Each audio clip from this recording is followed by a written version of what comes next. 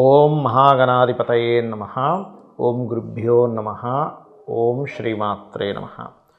పరమేశ్వర స్వరూపమైనటువంటి జ్యోతిష, వాస్తు మరియు ఇతర అనేకమైనటువంటి శాస్త్రములను మనకు అందించినటువంటి మహర్షులకి నమస్కారం. హయగ్రీవ హయగ్రీవ హయగ్రీవేతియో వధేత్ తస్య నిస్సరతే వాణీ జన్హుకన్యా ప్రవాహవత్.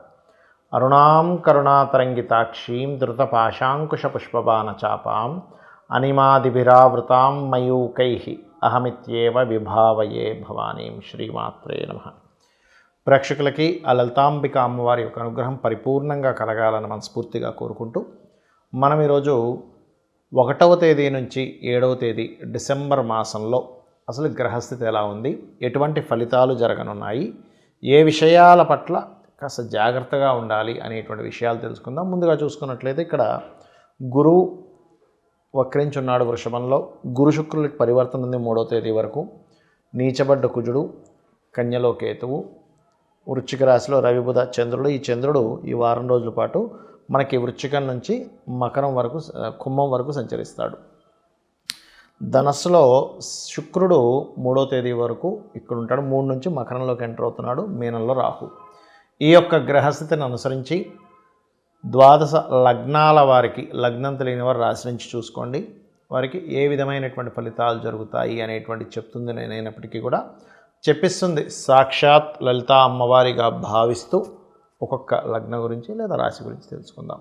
మకర లగ్నము, మకర రాశి, మకరం వారి కనుక చూసుకున్నట్లయితే ఇక్కడ ఈ యొక్క రాశిలోకి 3వ తేదీ నుంచి శుక్రుడు వస్తున్నాడు.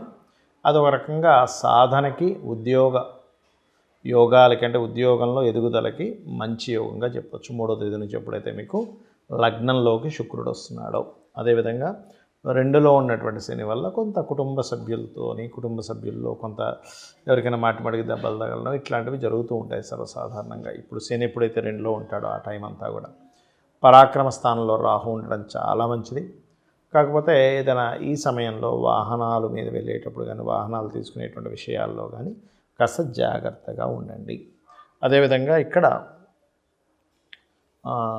ఇష్టపడిన వారు లేదా ఫ్రెండ్స్ కొంచెం దూరం అవ్వడం, లేదా ఫ్రెండ్స్ ఎవరైనా సర్కిల్లో వాళ్ళు విదేశాలకు వెళ్ళడము ఇటువంటివి బలంగా చూపిస్తున్నాయి. జీవిత భాగస్వామిని ఎంపిక చేసుకునేటువంటి విషయాల్లో కాస్త జాగ్రత్తగా ఉండండి. అలాగే మరొక విషయం ఏంటంటే ఇక్కడ ఈ భాగ్యస్థానంలో ఎప్పుడైతే కేతు ఉన్నాడో కాస్త లాంగ్ జర్నీస్, కాస్త పుణ్యక్షేత్రాలకు వెళ్ళడం జరుగుతుంది మీకు, అందులో ఎటువంటి సందేహం లేదు. మరియు అదేవిధంగా ఈ లాభంలో ఉండేటువంటి రవి కూడా కొన్ని ఎప్పటి నుంచో గతంలో ఉన్నటువంటి కొన్ని ప్రమోషన్స్ ఇట్లాంటివి ఉంటాయి, పెండింగ్ పడినటువంటి కొంత మూమెంట్ అనేటువంటిది ఇస్తుంది ఇక్కడ ఆ రవి. లాభంలో సహజంగానే లాభగ్రహం, లాభంలో ఉండేటువంటి రవి మంచివాడే కాబట్టి. కాకపోతే ఇక్కడ మనం ఇందాక అనుకున్నట్టుగా కొంచెం పార్ట్నర్స్ని, వివాహ సంబంధించిన నిర్ణయాలు తీసుకునేటువంటి అంశాల్లోని, గృహాలు తీసుకునేటువంటి అంశాల్లోని ఇంకా తప్పదు ఈ వారంలో మనం చెప్పాలి అని అనుకుంటే కనుక మీరు 5, 6 తేదీలు అటువంటి నిర్ణయాలు తీసుకోవడానికి కొంత నీచభంగ రాజయోగం కుజుడికి వస్తుంది కాబట్టి చంద్రుడి దృష్టి వల్ల ఆ రోజుల్లో మీరు ఏదైనా సరే నిర్ణయాలు తీసుకోవచ్చు. ఇక మీరు చేయవలసినటువంటి దేవత ఆరాధన, అమ్మవారి యొక్క ఆరాధన, లలితాంబిక అమ్మవారి యొక్క ఆరాధన ఎక్కువగా చేయండి. అన్ని విధాలా బాగుంటుంది. చాలామందికి కొన్ని మహాదశలు, అంతర్దశలు ఇలాంటివి మారుతున్నప్పుడు లైఫ్ చాలా మట్టుకు ఒక మంచి ఫేజ్ నుంచి బ్యాక్ టర్న్ మారిపోతూ ఉంటుంది. అప్పుడు వాళ్ళకి అర్థం కాక కొంతమందికి ఎవరో ఏదో ప్రయోగం చేశారేమో అనేటువంటి భావనలోకి వెళ్ళిపోతారు. లేదా ఎక్కడో ఏదో తొక్కేనేమోనండి, అందుకే ఆ రోజు నుంచి ఇలా అయింది, దీనికి ఎలా కానీ సంశయిస్తూ ఉంటారు.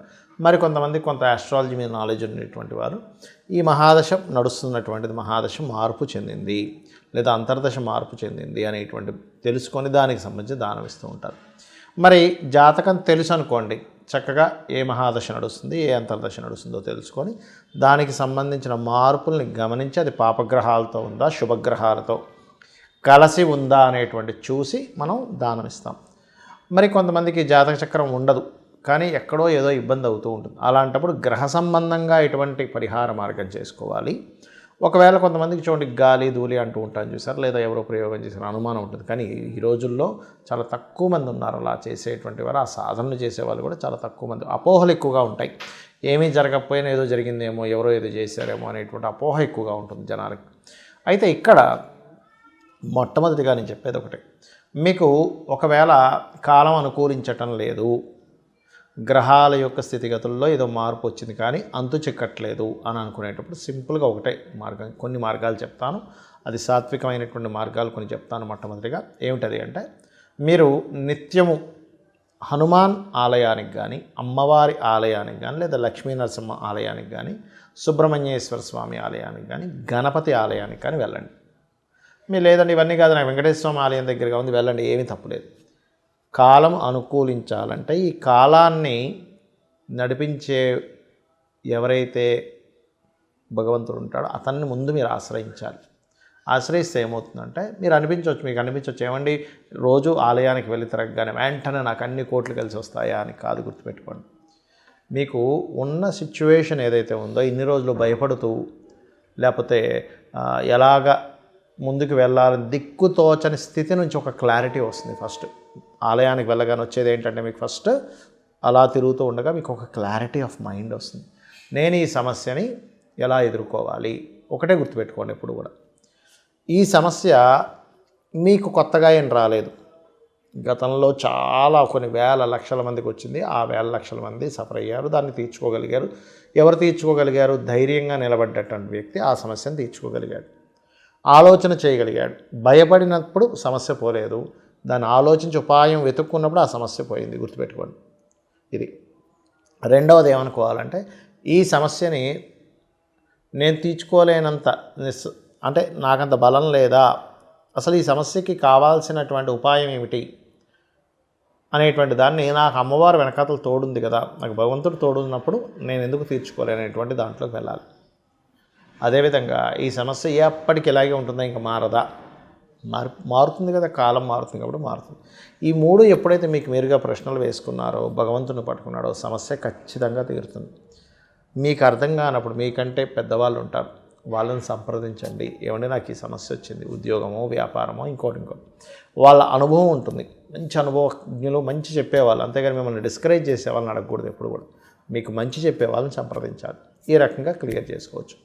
ఇక మరి కొంతమందికి ఎలా ఉంటుందంటే, ఈ గ్రహస్థితి ఇవన్నీ కాకుండా నాకేదో ధూళి తగిలిందండి, గాలి తగిలిందండి అంటూ ఉంటారు. అలాంటి వారు సింపుల్గా ఏం లేదు, గాన్గాపూర్ వెళ్ళండి. గాన్గాపూర్ వెళ్ళి అక్కడ చక్కగా స్వామివారిని దర్శనం చేసుకొని ఒక 3 రాత్రులు లేకపోతే ఒక రాత్రి అయినా సరే నిద్ర చేసి చక్కగా అక్కడ దత్తాత్రేయుడిది దిగంబర శ్రీ పాదవల్లభ దిగంబర అని కానీ, లేనట్లయితే జయ గురుదత్త శ్రీ గురుదత్త అనేటువంటి నామస్మరణ కానీ నిత్యము చేసుకోండి. మీకు ఎటువంటి పిశాచ బాధలు కావచ్చు, ఎటువంటి బాధలు మీకు వచ్చాయని మీకు ఏమాత్రం అనిపించినా మీరు ఆ మంత్రం అనుకున్న క్షణం నుంచి అది దూరం అవ్వడం ప్రారంభమవుతుంది. గుర్తుపెట్టుకోండి ఇది. రైట్. ఇక ఇక్కడ చాలామందికి ఏమండి అసలు జాతక చక్రం చూపించుకోవడం వల్ల ఏమిటి లాభాలని నన్ను చాలామంది అడిగారు. దానికి కూడా నేను మీకు ఈరోజు జస్ట్ 2 నిమిషాల్లో ఒక క్లారిటీ ఇచ్చేస్తాను. ఏమిటంటే, మీరు ఎదగలేకపోతున్నారంటే మీ లగ్నం వీక్గా ఉందని అర్థం. అంటే మీరు సమయం పుట్టినప్పుడున్న సమయంలో ఏ లగ్నం అప్పుడు గడిచింది, అది స్ట్రెంగ్త్ లేకపోవడం వల్ల మీరు ఇబ్బంది పడుతున్నారని దాన్ని స్ట్రెంగ్త్ చేసుకోవచ్చు. ఎన్ని తెలివితేటలు, నా ధనం సంపాదించలేకపోతున్నానండి అన్నప్పుడు మీ ధనాన్ని ఇచ్చే కారకుడు ఎవరు, ఏ వాటి మూలంగా మీకు ధనం అనేటువంటిది వస్తుందో తెలుసుకొని దాని మూలంగా మీరు ధనాన్ని సంపాదించేటువంటి యోగాన్ని ఎలా పొందాలని తెలుసుకోగలుగుతారు. ఎందుకు ధనం పోతుంది, ఎక్కడ ధనం వస్తుంది, ఎప్పుడు ధనం ఇవ్వాలి, ఎప్పుడు ధనం ఇవ్వకూడదు అనేటువంటి జ్యోతిష్ శాస్త్రంలో ఉంటుంది. ఎవరికైనా ధనం ఇస్తున్నా సరే గుర్తుపెట్టుకోండి. అదే విధంగా ఇన్వెస్ట్మెంట్స్ విషయంలో కూడా మీరు చేసే ప్రయత్నాలు కావచ్చు, మీరు మీ విద్యా సంబంధించిన విషయం కావచ్చు. చాలామంది కన్ఫ్యూజన్లో ఉంటారు, నేను ఏ కోర్స్ నేర్చుకుంటే నాకు బాగుంటుంది లైఫ్ అని. బాగుండడం అంటే ఏమిటి, రేపొద్దున ఈ కోర్సు మీకు ప్రొఫెషన్గా మారి మీరు నలుగురికి మంచి చేయడం, తద్వారా మీరు జీవనం సాగించడం. అలా కాకుండా హాబీస్గా ఉంటాయి. ఇప్పుడు గిటార్ నేర్చుకోవడము, మ్యూజిక్ నేర్చుకోవడం, అంటే కెరియర్గా తీసుకోకుండా కేవలం నేర్చుకుంటారు విద్యగా. దానికి మీరు మీ హాబీ బట్టి నేర్చుకోవచ్చు, దానికేం సంబంధం లేదు. కానీ ఒక కెరియర్గా మలుచుకోవాలి నేను ఒక కోర్స్ తీసుకొని అన్నప్పుడు మాత్రం ఖచ్చితంగా మీరు అది ఏం కోర్స్ తీసుకుంటున్నారో తెలుసుకొని మీరు తీసుకోవాలి, గుర్తుపెట్టుకోండి.